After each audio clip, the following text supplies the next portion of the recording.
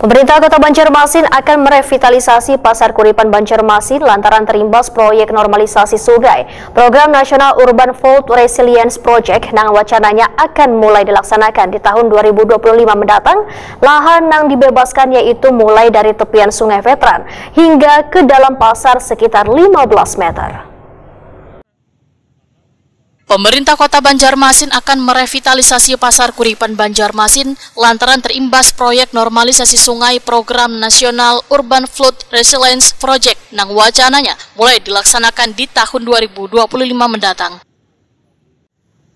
Pasar tradisional milik pemerintah kota ini pun telah melakukan berbagai persiapan nangkaya penataan, mendata kios terdampak sekaligus membebaskan wan mempersiapkan lahan hanyar gasan kios nang terkena revitalisasi tersebut. Demikian dipadahkan Kabid Peningkatan Sarana Distribusi Pasar Dinas Perdagangan wan Perindustrian Banjarmasin, Ridho Satria, waetakon di Prima TV tengah hari Selasa 19 Maret 2024.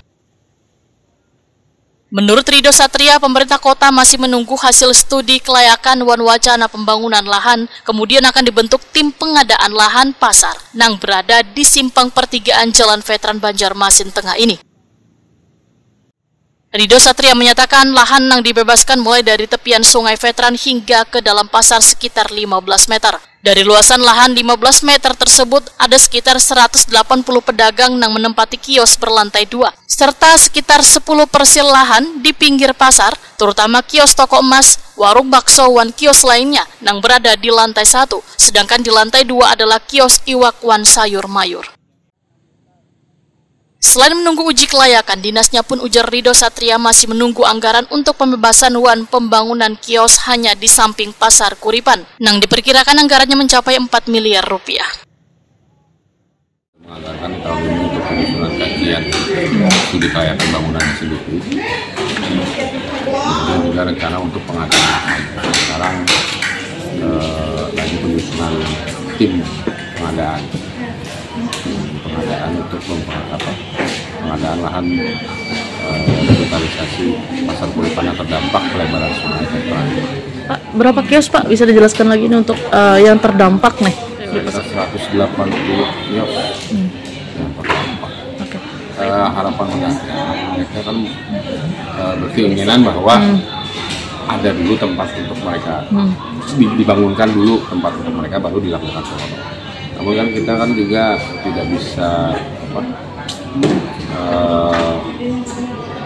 mengikuti, kita kan sesuai dengan rencana pemerintah dulu, karena kita ini kan rencana bisa aja menyusun, namun kondisi di lapangan kan kadang bisa bukannya berubah-ubah, menyesuaikanlah dengan kondisi terkini di lapangan. Ini kan sambil juga mungkin dari kawan-kawan dinas PUPR untuk melakukan